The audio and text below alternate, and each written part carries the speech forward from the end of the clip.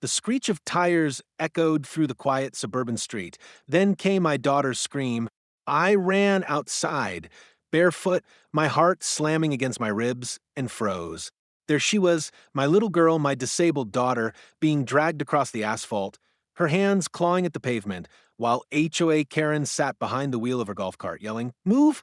Faster! You're blocking the lane." Her pink visor glinted under the sun as if mocking the horror. I shouted her name, Lily, but my voice broke in my throat. The neighbors stood frozen, phones out, too stunned to help. Dust rose behind the wheels, and all I could see was blood streaking the road where my child had been. That was the moment I swore I'd never let this woman get away with it. Not after what she did to my baby. Would you have stopped her? Or filmed it too? Hey, everyone, before I start, I need to ask, what city are you watching this from?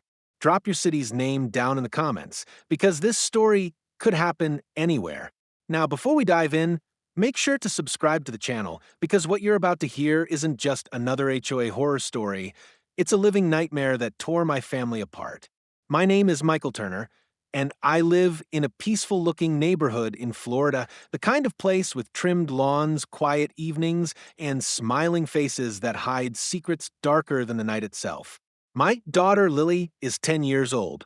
She's bright, gentle, and lives with mild cerebral palsy. She can walk, but slowly. Every step she takes, she does it with courage. To me, she's my whole world. And then there's Karen Doyle, our HOA president. She's the kind of woman who measures grass height with a ruler and believes every rule is a weapon. She smiles at you in the morning but sends violation notices by noon. For months, Karen had been picking on us, parking complaints, noise warnings, even unsightly decorations. But I never thought she'd go this far. That one afternoon changed everything, because that was the day she snapped. The day she decided my daughter was moving too slowly for her perfect neighborhood. The day a peaceful community turned into a battlefield, and I was forced to choose between justice and revenge. Now, let's go back to where it all began. It started like any other weekend in Willow Creek Estates, a neighborhood that looked perfect on the outside. Freshly cut lawns, white fences lined with tulips, golf carts humming softly down the lanes. The kind of neighborhood where every mailbox matched and every smile hid quiet judgment. That morning the air was warm, the sky crystal blue. Lily was out front, holding her pink cane, waiting for me to bring her art supplies. She wanted to paint the butterflies that landed on the hedges. She always said, "Daddy, if I can't run, I'll paint the things that fly." Her words melted me every time. Across the street, Karen Doyle was already circling the cul-de-sac in her shiny white golf cart, clipboard in hand, eyes scanning like a hawk for violations. The gold HOA president badge on her chest gleamed like she wore it to war. She stopped in front of our driveway, tilted her sunglasses down and frowned. "Michael, your daughter's toys are still out again. You know the HOA rules, no clutter visible from the street." I forced a polite smile. "She's painting, Karen. I'll move them in once she's done." Karen clicked her tongue. "Painting? On the sidewalk? That's a safety violation waiting to happen." I wanted to tell her to mind her own business, but Lily looked up from her sketchbook with her soft, trusting smile. "It's okay, Daddy. I'll be quick." Karen's cart rolled away, her engine humming like an insult. For weeks, it went on like this. Tiny comments. Notices taped my door. One for improper lawn edging. Another for slow movement obstruction. That last one made my blood boil. She had actually written that Lily's pace on the sidewalk caused inconvenience to other residents. Who does that to a child? Then came the HOA meeting, a place where people pretended to discuss community issues, but spent half the time gossiping. Karen sat at the front, wearing her royal blue HOA uniform shirt with gold trim, smiling sweetly at the board. "We need to maintain discipline," she announced. "Some residents have been violating walkway usage." Her eyes flicked toward me. I clenched my fists under the table.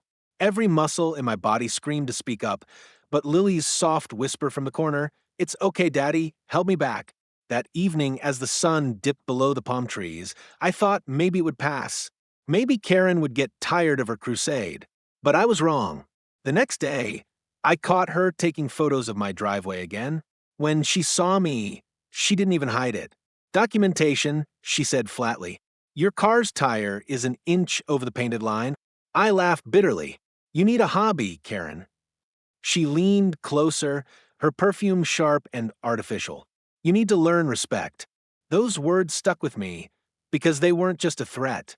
They were a promise. That night, I couldn't sleep. I stood by the window, staring at her porch light across the street, glowing like a watchtower. My gut told me something bad was coming. The next morning, Lily wanted to go for her usual walk around the block. It was part of her therapy. I walked beside her, slow and steady. The neighbors waved, a few smiled, but I could feel Karen's eyes following us from her front yard. She muttered something under her breath as we passed, but I ignored it. Lily didn't. She turned to me and whispered, "Why does Miss Karen hate me?" My throat tightened. She doesn't hate you, sweetheart. Some people just forget what kindness feels like. But that wasn't true. Karen didn't forget kindness, she despised it. And the next day proved it. Because that was the morning she would lose control. The morning she'd turn her golf cart into a weapon. And the morning I'd hear the most horrifying scream of my life. Everything seemed calm. Birds chirped, sprinklers hissed, and the street was quiet until the sound of a golf cart engine roared louder than ever before. That was the day peace ended in Willow Creek. It was a Sunday afternoon, the kind of day that feels too calm before a storm hits. The sun shimmered across the sidewalks, and Lily stood near the mailbox, clutching her small sketchbook, humming softly as she drew. She loved drawing birds. They made her feel free.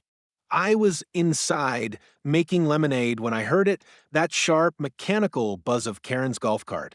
It wasn't the gentle hum she usually drove with. This time, it growled like she was pressing the pedal down harder than ever before. When I looked out the window, my heart froze. Karen's golf cart was speeding straight down the lane, and my daughter was in its path. "Lily, step aside." I shouted, dropping the glass. It shattered across the floor, but I didn't care. Lily tried to move. She really did. But her right leg stiffened. It always did when she panicked. She stumbled, her pink cane clattering to the concrete.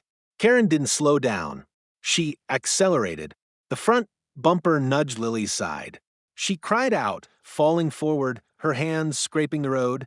And instead of stopping, Karen shouted, "You need to move faster. This is a private lane, not your playground." Then, God help me.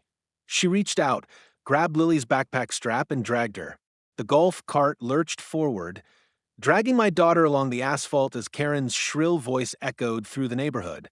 "Run, if you can't walk right," she yelled, laughing, as Lily screamed for help. I bolted out the door.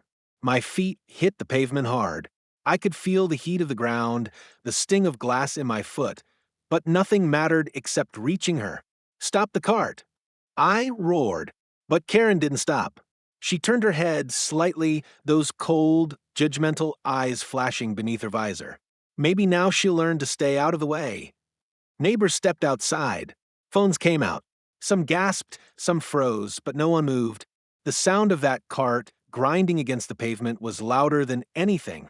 Finally, Lily strapped tore loose. She tumbled onto the road, her knees bleeding, her palms shredded. Karen slammed the brakes. Too late. I reached, Lily dropped to my knees, and gathered her in my arms.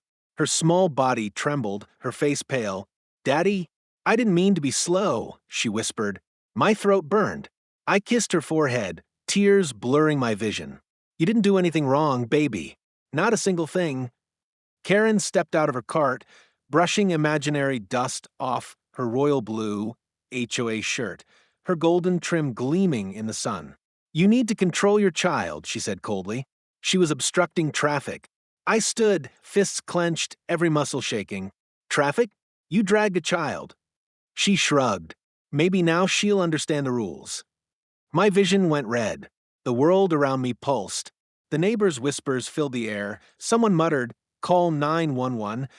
I took a step toward Karen, but she smirked. "Touch me, and I'll have you arrested for assault." Sirens began to wail. In the distance, someone had called for help. Karen turned, calm as ever, climbed back into her cart, and drove off as if she hadn't just committed a crime in broad daylight. I held Lily close, trembling as the sirens grew louder. My mind kept replaying her screams, the sight of her body being dragged, over and over, like a nightmare that wouldn't end. The police arrived minutes later, but Karen had already gone inside her house. Officer Ramirez knelt beside Lily, checking her cuts. "We need to get her to the hospital," he said softly. She dragged her. I stammered. "With that damn golf cart. On purpose." He looked over at Karen's driveway, where the white golf cart still sat, streaks of dirt and something darker smeared along the front bumper. "We'll handle it," he said, but there was hesitation in his eyes, the kind that comes when the suspect has power in the community. As the ambulance took Lily away, Karen stood on her porch with crossed arms, smiling faintly. She raised her voice just enough for me to hear. "You'll regret making a scene, Michael. HOA rules are the law here." That's when I realized this wasn't over. Because in Willow Creek Estates, the rules weren't about safety. They were about control. And Karen Doyle just declared war on the wrong father. The hospital lights burned white above me, flickering like broken promises. Lily lay in bed, her small hand wrapped in bandages, her knees red and raw. Every time she blinked, I could see fear flash behind her eyes, that kind of fear no child should ever feel. "Daddy," she whispered, her voice weak, "is she going to come back?" I gripped her hand tighter. "No, sweetheart, I won't let her." But deep inside, I wasn't sure. Because I knew Karen, she wasn't done. Later that night, while Lily slept, I stepped outside the hospital. My phone buzzed, notifications exploding with messages. Videos. Neighbors had filmed the entire incident. There she was, Karen, smirking as she dragged my child like trash across the road, her voice clear, venomous. "Maybe this will teach her to walk faster." The comments flooded in. "Is this real? That woman should be arrested. Poor girl, my heart's breaking." It went viral within hours. Local news stations picked it up. Hashtags started trending, hashtag Justice for Lily. But for Karen Doyle, none of that mattered. Because the next morning, as I pulled into my driveway after bringing Lily home, I saw her standing there, right on my property line, arms crossed, royal blue HOA uniform pressed, gold trim glistening like armor. "You think you can ruin me with your lies?" she hissed. "Lies?" I barked back. "Everyone saw what you did." Her smile twisted. "And yet, I'm still president. You don't belong here, Michael. You never did." I took a step forward. "Say one more word and I'll—" She snapped her fingers. Two security men from the HOA patrol stepped out from behind her, hands resting on their belts. "Threatening an officer of the HOA is grounds for removal from the community," she said coldly. I could barely breathe. My fists clenched so tight my nails bit into my palms. "You dragged a child. You think that badge will protect you?" She leaned in, whispering, "Watch me." That night, everything spiraled. I couldn't sleep. Every sound outside made my heart pound. The soft hum of engines, the crunch of gravel, shadows passing by the window. At 2 a.m., I checked the cameras. There she was again. Karen, in her golf cart, circling my house. Slowly, silently. It wasn't about power anymore. It was about control. She wanted me scared. She wanted me to snap. But something inside me was already breaking. The next morning, Lily refused to step outside. She sat by the window, her drawings of butterflies replaced with dark smudges of black and gray.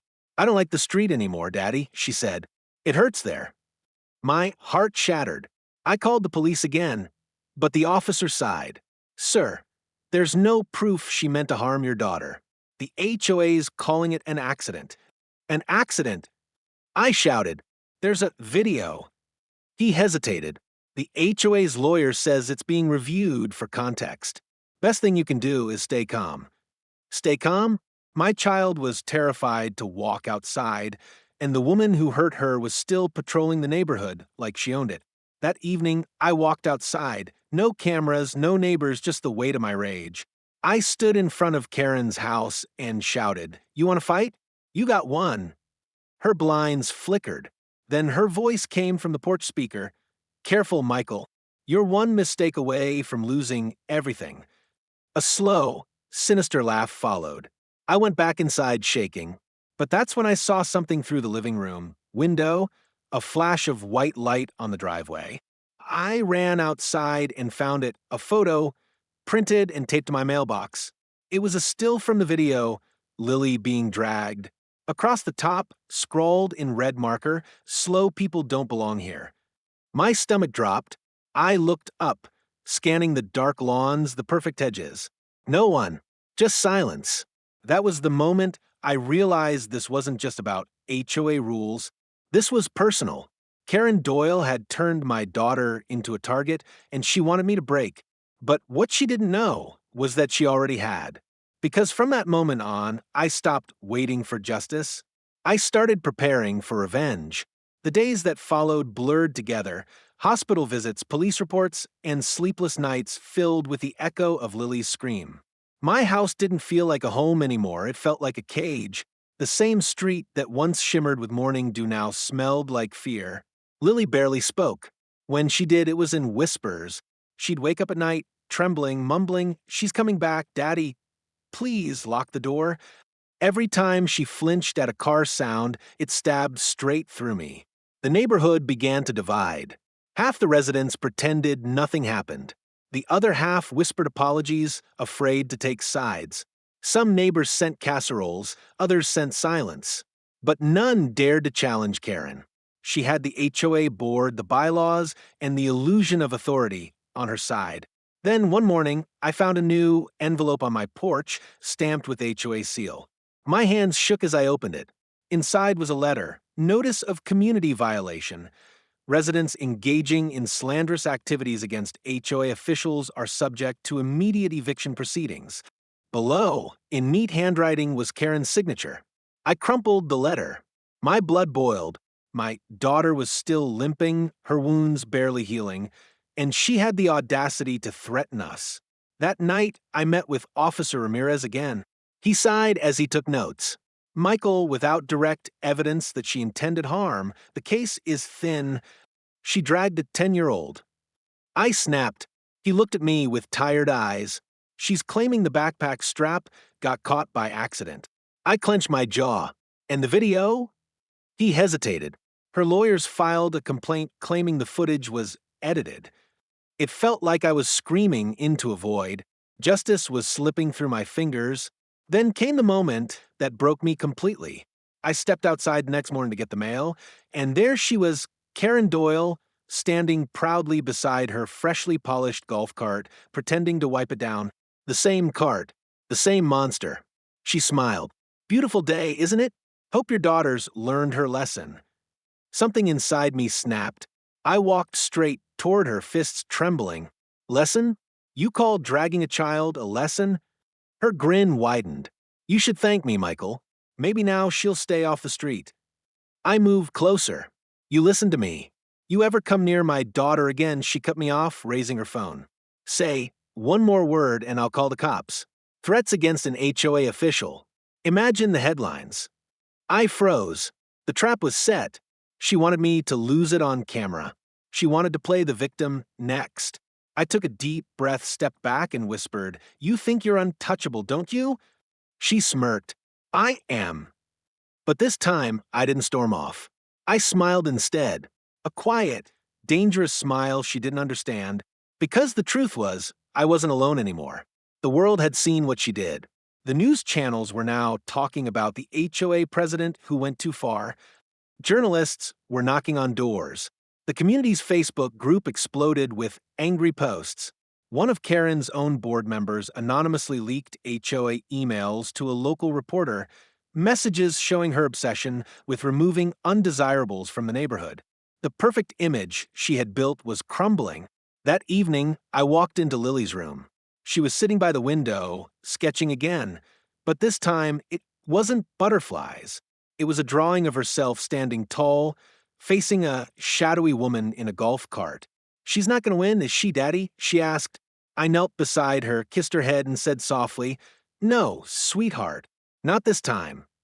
Because justice wasn't coming through the system. It was coming through the people. By midnight, petitions were circulating. Parents from nearby neighborhoods joined in. News vans parked outside the HOA clubhouse. The footage replayed over and over, the image of a smiling Karen dragging a screaming child. Her power was fading. Her neighbors began to turn on her. And for the first time since that horrible day, I saw fear in her eyes. But I wasn't done yet. The real reckoning hadn't even begun. Because once the lawyers stepped in, once the lawsuit started to roll, Karen Doyle would finally learn what pain truly felt like.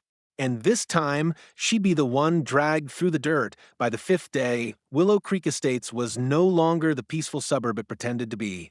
Reporters parked at the entrance gates, drones hovered over rooftops, and every conversation, every whisper, centered around one name, Karen Doyle. The local news had run the story nonstop. HOA president accused of dragging disabled child behind golf cart. The footage was everywhere, slowed down, analyzed, debated, and every second of it made Karen look worse. At first, the HOA board tried to protect her.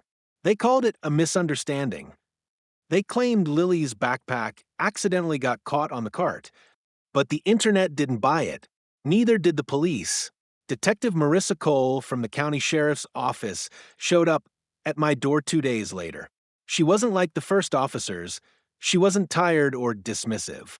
She was sharp-eyed, no nonsense. "Mr. Turner," she said, stepping into my living room, "I've seen the footage. This wasn't an accident. We're reopening the case." Finally, I felt a flicker of hope. Lily was sitting on the couch, a blanket wrapped around her legs, coloring quietly. Detective Cole smiled softly at her before turning back to me. "Your daughter's statement will be important. I'll make sure she's treated gently." After she left, the weight on my chest felt a little lighter, but I knew the war wasn't over. That night, HOA Karen snapped. She stood on her porch, screaming at the reporters who gathered near her fence. "You people are ruining my life. I've given years to this community. That man is lying." Her voice cracked under the flashing camera lights, and for the first time, I saw something I never expected: fear. The next morning, the HOA clubhouse was vandalized. Someone had spray painted across the front wall in huge red letters, "Justice for Lily." Neighbors who once avoided me now came to my door, offering words of support. One woman, Mrs. Larkin, whispered, "We've all been scared of her for years. She fined me once because my blinds weren't neutral colored." Others began speaking out. An elderly couple admitted Karen had threatened to revoke their membership because they parked their RV on the street for a night. The illusion of her authority was shattering piece by piece. Then came the town meeting. The city council called an emergency session after the footage gained over 2 million views online. The community hall was packed, reporters, residents, even people from neighboring towns. The air was tense, thick with anticipation. Karen walked in flanked by 2 lawyers, still wearing her royal blue HOA uniform as if clinging to power. I could see the tremor in her hands as she faced the crowd. When they opened the floor for public comment, I stood. My voice shook, but it carried through the silence. "I moved here because I wanted peace for my daughter," I said. "She's 10 years old. She walks slower than most kids, but she never hurt anyone. She loves to draw. She smiles at strangers. And this woman," I pointed at Karen, "dragged her across the road because she thought she wasn't fast enough." The room erupted in gasps and murmurs. Cameras flashed.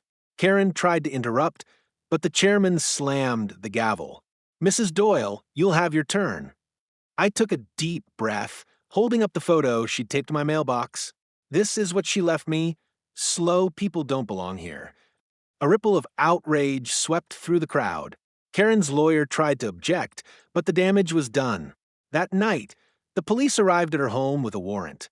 The footage, the threats, the written harassment, it all added up. They found more digital files, emails, and internal HOA messages showing how she targeted families she didn't like.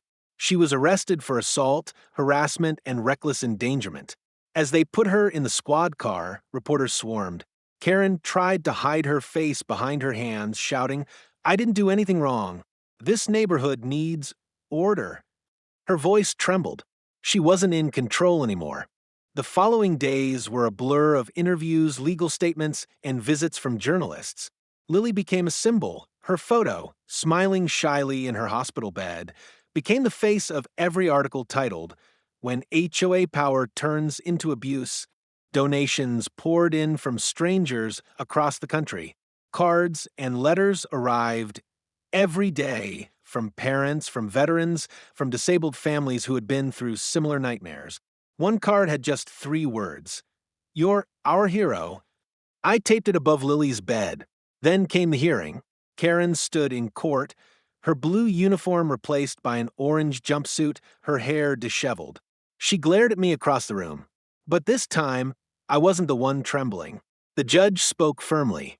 "Mrs. Doyle, you have disgraced your position of authority and endangered a child. The court finds sufficient evidence to proceed to trial." Lily squeezed my hand. "She can't hurt us anymore, right?" I smiled through tears. "No, baby. Not ever again." Outside the courthouse, cameras flashed again. Reporters shouted questions. One asked, "Michael, what do you want people to take away from this?" I looked into the lens and said, "No community, no rule. No HOA president should ever have more power than human decency." My daughter wasn't just dragged by a cart, she was dragged through injustice. And now it's time for the world to see what happens when ordinary people fight back. The crowd applauded softly. That night, the neighborhood was quiet again. The air felt different, lighter. Karen's house sat dark, empty, the gold HOA president's sign ripped from her porch. As I tucked Lily into bed, she smiled weakly and said, "Daddy, can I paint again tomorrow?" I nodded. "Of course, sweetheart. Paint whatever makes you feel free." She thought for a moment and whispered, "Then I'll paint us flying away from here." I kissed her forehead. "That's perfect." Because in that moment, I realized something. The real victory wasn't Karen's arrest or the headlines. It was Lily smiling again. It was her courage shining brighter than every scar. And as I turned off the lights, I looked out the window one last time at the quiet street, the golf cart gone, the darkness still. Justice had finally found its way through the gates of Willow Creek. The courtroom was cold, the kind of cold that sinks into your bones and stays there. Every creak of the wooden benches, every whisper from the gallery, echoed like a heartbeat. It had been 3 months since that day, the day my daughter was dragged across the road like she didn't matter. But today, everything was going to change. Karen Doyle sat at the defense table, wearing a gray suit instead of her once proud HOA uniform. Her gold president badge was gone, but the arrogance in her eyes still flickered, a faint, dying flame. Across from her sat her lawyer, tall, slick, and full of empty confidence. When I walked in with Lily, her cane painted pink again, her small steps steady but cautious, the room fell silent. Cameras clicked. Reporters lined the back row. The world wanted to see what justice looked like when it finally arrived. Judge Hollis entered, his gavel striking once.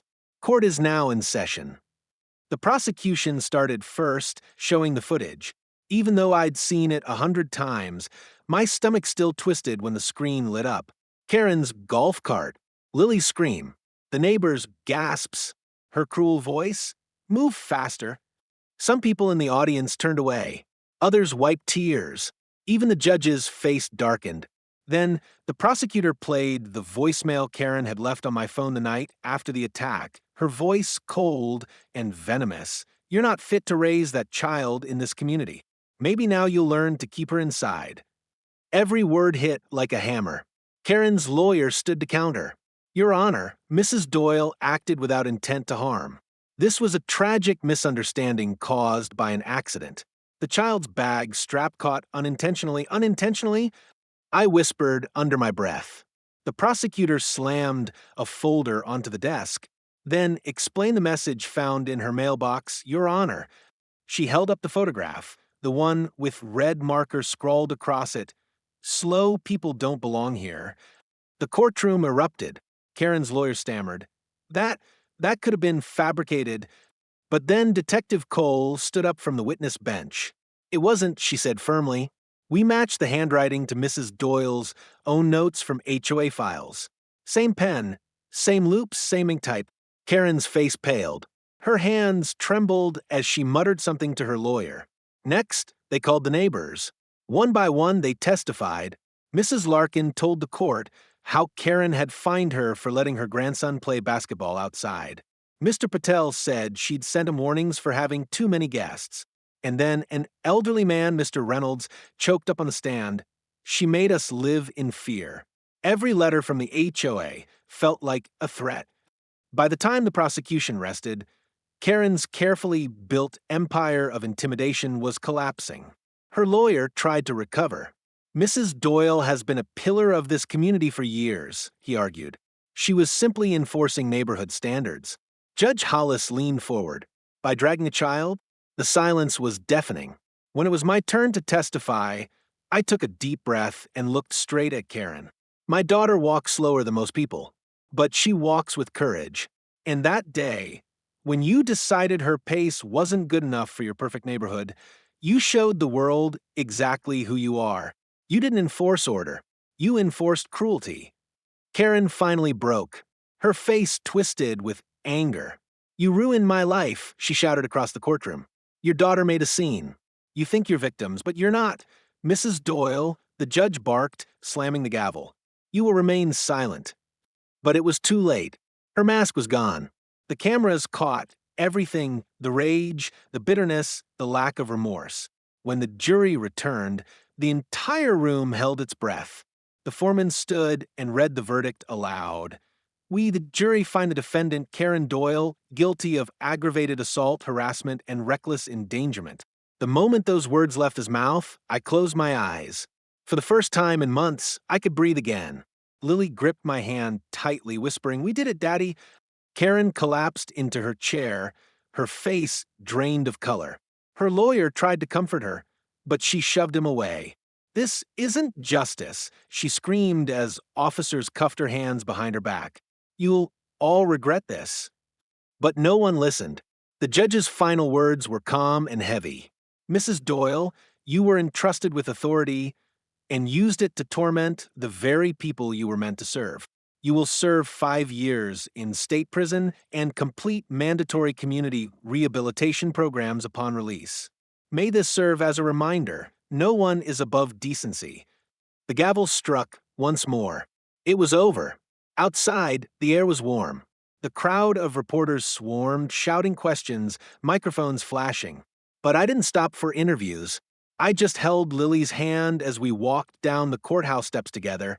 She looked up at me, her eyes bright for the first time in months. "Daddy," she said softly, "does this mean she can't hurt anyone else now?" I smiled. "That's exactly what it means, baby." The sun hit her face, and for a second, she looked like she was glowing free. As we got home that night, I found her painting again. This time, it was a picture of herself standing tall beside a butterfly, the words "Fly Free" written across the sky. I felt tears sting my eyes as I whispered, "That's beautiful." She looked up and grinned. "That's me, Daddy, flying away from the bad place." And I realized then the real justice wasn't just in the courtroom. It was right there in front of me. My daughter, smiling again, brave again, alive. Karen Doyle had tried to break us, but she only taught us how to fight. Because in the end, no HOA rule, no badge, no bully in a golf cart could ever silence love, courage, and truth. And that's how justice finally came to Willow Creek, not through power, not through fear, but through courage, a father's love, a daughter's strength, and a community that decided to stand up instead of stay silent. If you were in my place that day, what would you have done? Would you have fought back? Would you have stayed quiet? Tell me in the comments below. I read every single one of them.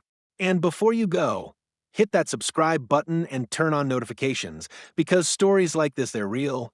They're happening everywhere. And together, we can make sure voices like Lily's are never ignored again. Stay kind, stay strong, and remember, justice doesn't start in court. It starts when you choose to speak.